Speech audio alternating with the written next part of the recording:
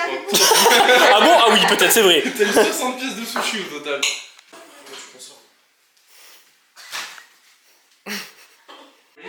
Ouais, stop. On s'en fout. Je veux voir. Quand j'ai filmé ce ni génial. Tout à l'heure c'était rempli d'espoir, là il n'y a plus d'espoir.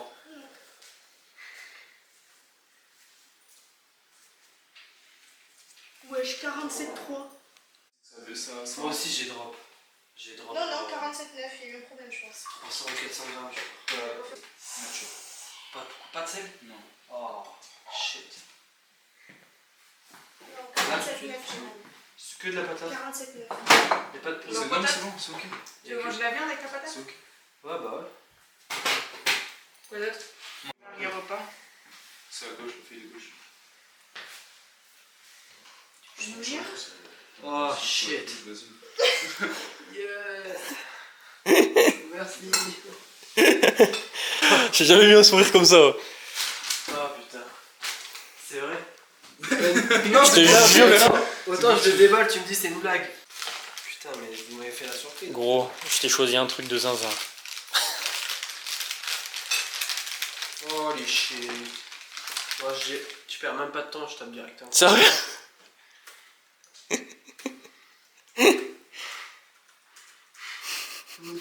C'est des bottes, toi? Allez. C'est ton repas. Je te filme peser ton sel parce que j'ai l'impression que t'as un peu le seum. Ça te dérange pas, Ilaya? Désolé, mais c'est fini. Ça sent pas le burger son truc, toi. Et je pense pas qu'il va. Non, mais en vrai, vous pouvez rester Non, en vrai, au-delà de la vidéo, bien sûr, je voulais vraiment vous remercier parce que vous êtes les premiers à me faire confiance et maintenant se rajouter dans le lot sur la prépa. Et je sais que ce serait unique. Enfin, au-delà d'être mes athlètes, vous êtes des amis et mine de rien, tout ce qu'on vit jusqu'au dernier instant. Et voilà, c'était juste pour vous dire merci de votre confiance. Pas très propos le discours. Genre, en vrai, j'espère qu'ils vous iront, mais il y a des t-shirts sur Oh, moi je sais. Ils sont incroyables. Elle, c'est toi. Excuse-moi. On est direct, hein, ouais. Tu veux le mettre direct? Bah vas-y. Elle, c'est toi. Ça c'est moi. Merci mon ref. Comme le boss. Ouais, 100%. Bah là. Demain ils les mettent? Bah, si vous voulez. Ça va roxer. Ouais, ils Ils sont... sont ma belle-sœur. T'as fait du bon taf. J'espère qu'ils sont, voilà, comme vous aimez en qualité. Ouais, bien. Ouais, Ouais, c'est le. Merci beaucoup, on pouvait.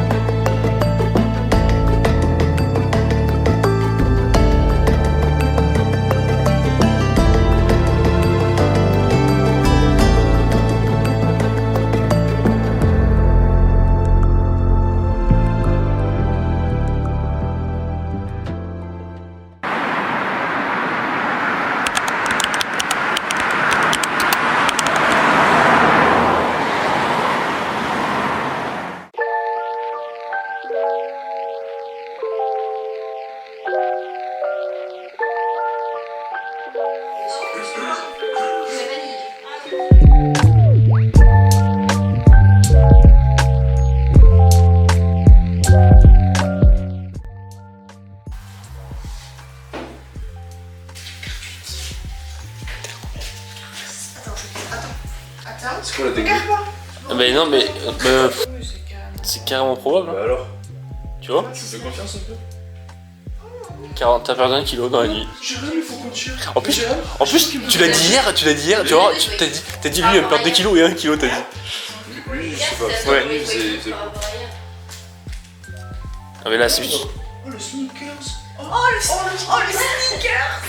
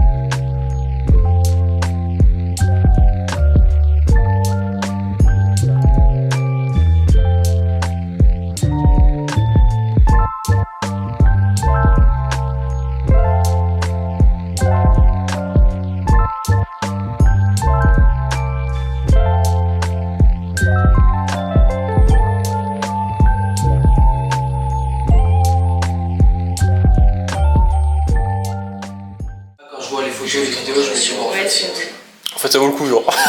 En fait c'est bien les trucs. Non, mais là, les vidéos qu'il a fait à la lumière ou même ce qu'on a filmé, c'était. Pas là, je crois, bilan en bilan.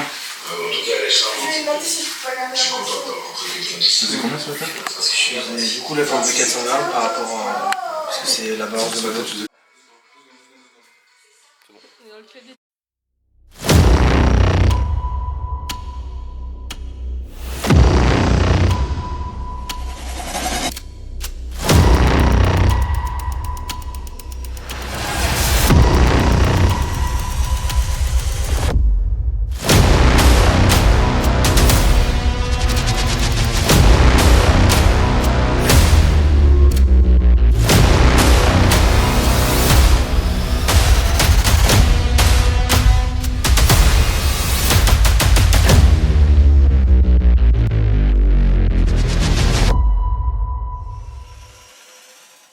Bon Bastien, on se retrouve. On s'approche à grands pas de la compétition. Est-ce que tu peux m'en parler? 21.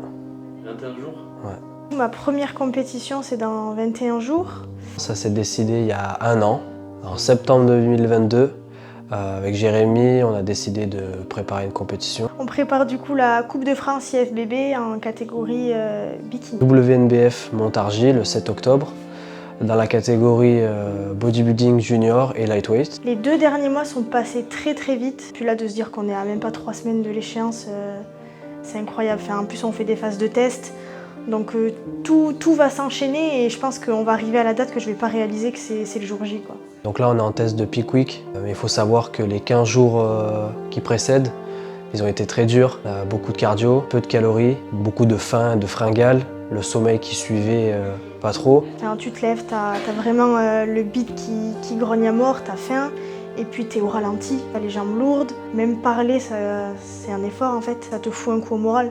Parce que moi en plus je suis quelqu'un qui est toujours dynamique, qui est toujours en train de faire quelque chose, et de limite m'obliger à me poser, c'est compliqué. Et je me sens bien mentalement aussi, de voir le corps qui a bougé, ça remplit un peu de confiance. Alors c'est pas de la mauvaise confiance, hein. J'ai jamais été hyper hautain, mais là ça fait vraiment du bien de se sentir beau physiquement.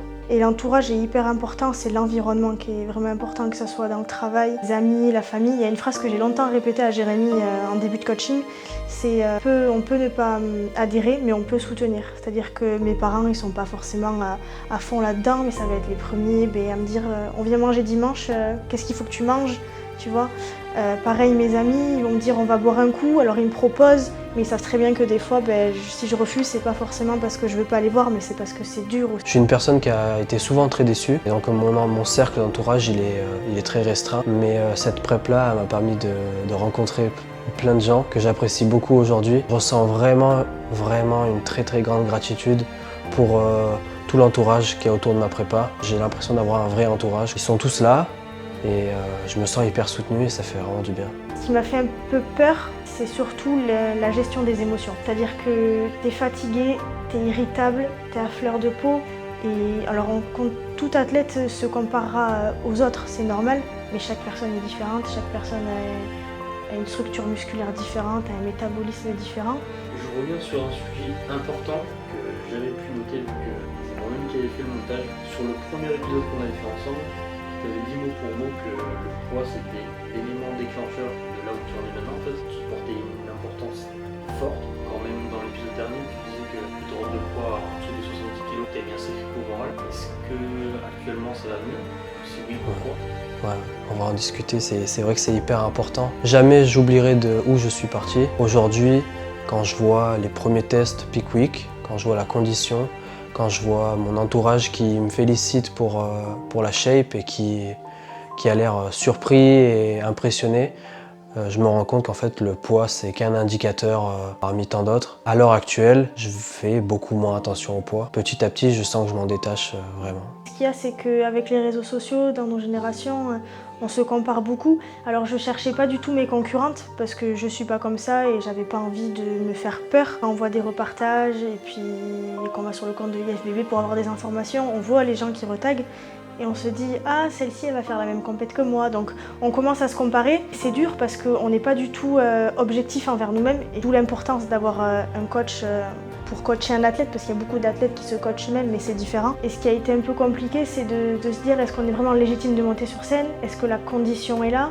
Parce qu'on a toujours envie de tirer. Et moi, la première, je le répète encore à Jérémy, on peut encore tirer. On est à 3 semaines, mais je sais qu'on peut faire un peu plus. Particulièrement, est-ce que tu as un mot d'ordre? Est-ce que tu as...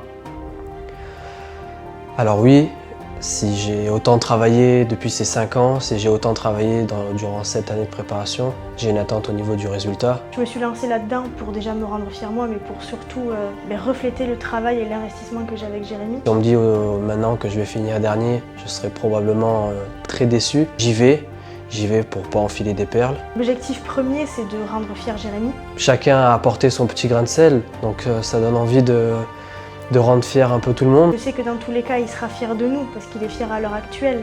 Grâce au professionnalisme de Jérémy en fait. Il fait son métier, je dirais pas mieux que quiconque, parce que j'ai pas énormément d'expérience, mais en tout cas, mieux que quiconque pour mon cas. Et puis de viser une qualification, parce que tout compétiteur a quand même envie de gagner, mais surtout le rendre fier, avoir la fierté dans ses yeux. Bien sûr, Jérémy il dit toujours qu'il faut se rendre fier à soi-même, mais j'ai bien envie de rendre fier aussi les personnes qui ont contribué à l'avancée de ma prépa.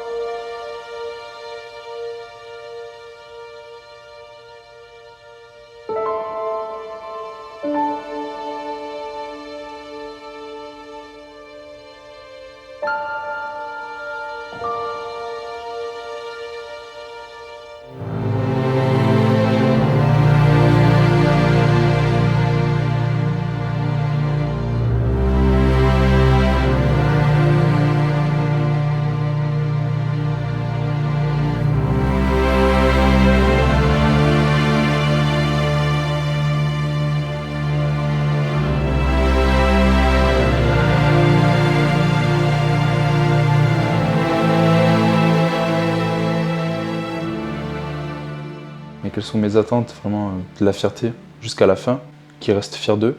Et on sait que nous, on aura tout donné, ils donnent tout. Et ils savent que je m'investis encore plus qu'à la hauteur qu'ils l'imaginent. Enfin, je me lève le plus tôt possible pour qu'ils aient tout, je me couche le plus tard possible pour qu'ils soient manque de rien. Donc non, mes attentes sont les mêmes que jusqu'à maintenant. Je peux pas demander mieux que l'excellence qu'ils ont de leurs efforts pour moi.